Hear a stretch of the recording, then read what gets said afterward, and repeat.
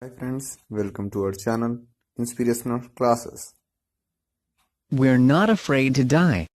If we can all be together. Question and answers. Question 1. Notice these expressions in the text.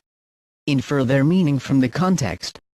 Honing our seafaring skills. Ominous silence. Mayday calls. Pinpricks in the vast ocean. A tousled head. Answer.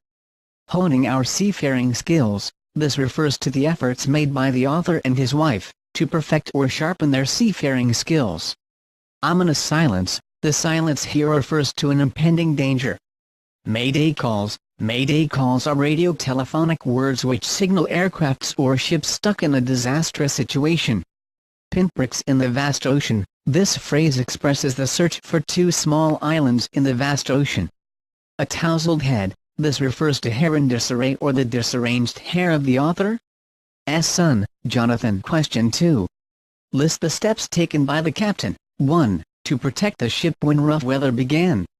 2. To check the flooding of the water in the ship. Answer. 1. In order to protect the ship from rough weather, the captain decided to slow it down. So he dropped the Storm JJB and lashed heavy mooring rope in a loop across the stern. Then they double-fattened everything and went through their life raft drill. 2. To check the flooding of water in the ship, he put waterproof hatch covers across the gaping holes which diverted the water to the side. When the two-hands pump blocked and electric pump short-circuited, he found another electric pump, connected it to an out pipe and started it. Question 3. Describe the mental condition of the voyagers on 4th and 5th January. Answer. On January 4th and 5th, the voyagers felt relieved after rigorous practice of continuous pumping. They had their first meal in almost 2 days. Their respite was short-lived. They faced dangerous situation on January 5th. Fear of death loomed large. They were under great mental stress. The third section. Question 4. Describe the ships in the narration of the events as indicated in the 3 sections of the text. Give a subtitle to each section. Answer. The first section opens on a cheerful note.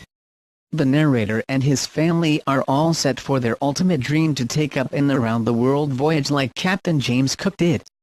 They have perfected their seafaring skills. They begin the voyage and despite of the bad weather, they celebrate Christmas on the Wave Walker. The second section, this part of narration covers the hazards faced by the voyagers. There is a shift in the narration from cheerful to intense. They find themselves in an extremely fatal and disastrous situation. A huge wave hits their boat and the narrator is thrown overboard.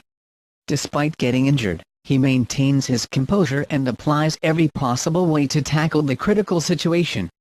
They manage to pump out maximum amount of water out of the boat in about 36 hours.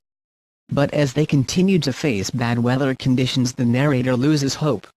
The children remain fearless, courageous and optimistic throughout. The children provide moral support to the narrator and he continues with his efforts. Under the captaincy of the narrator, they manage to reach Amsterdam. The narrator proves his seamanship and receives the title of the best daddy and the best captain from his children. The above 3 sections can be subtitled as follows. A. The first section, Round the World Voyage begins. B. The second section, The Attack of the Big Wave. C. The third section, Ultimate Victory. Question 5. What difference did you notice between the reaction of the adults and the children when faced with danger? Answer. There was a lot of difference between the way in which the adults and children reacted when faced danger. The adults lose hope and wait for their end with a heavy heart. At this point, they are motivated by the children. The children offer moral support to the adults. They display maturity and tolerance. Jonathan expresses his fearlessness and courage when he says that they are not afraid of dying if they all can be together. Sue expresses her love and gratitude for her parents by making a greeting card.